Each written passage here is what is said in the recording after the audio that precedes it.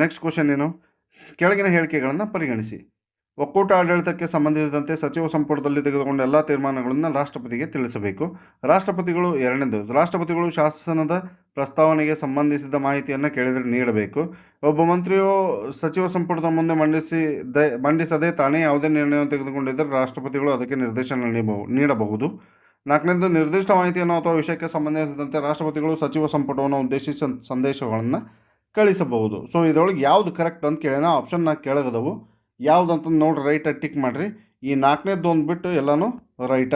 ನಿರ್ದಿಷ್ಟ ಮಾಹಿತಿಯನ್ನು ಅಥವಾ ವಿಷಯಕ್ಕೆ ಸಂಬಂಧಿಸಿದಂತೆ ರಾಷ್ಟ್ರಪತಿಗಳು ಸಚಿವ ಸಂಪುಟವನ್ನು ಉದ್ದೇಶಿಸಿ ಸಂದೇಶಗಳನ್ನು ಕಳಿಸುವುದು ಸಮಂಜಸವಲ್ಲ. ಸೊ ಹಾಗಾಗಿ option 3 is the right answer.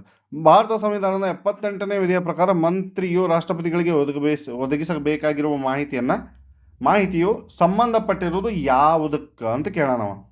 So option 1 ಯಾವುದು, ಒಕ್ಕೂಟ ವ್ಯವಹಾರಗಳ ಆಡಳಿತ ಮತ್ತು ಸಂಬಂಧಿಸಿದ ಸಚಿವ ಸಂಪುಟದ ಎಲ್ಲ ನಿರ್ಧಾರಗಳು. 2, ಒಬ್ಬ ಮಂತ್ರಿಯು ಮೊದಲು ಸಚಿವ ಸಂಪುಟವು ಪರಿಗಣಿಸದಿರುವ ಯಾವುದೇ ವಿಷಯದ ಬಗ್ಗೆ ನಿರ್ಧಾರ ತೆಗೆದುಕೊಂಡು ಸಚಿವ ಸಂಪುಟ ಪರಿಗಣನೆಗಾಗಿ ಸಲ್ಲಿಸುತ್ತಿರುವ ವಿಷಯ.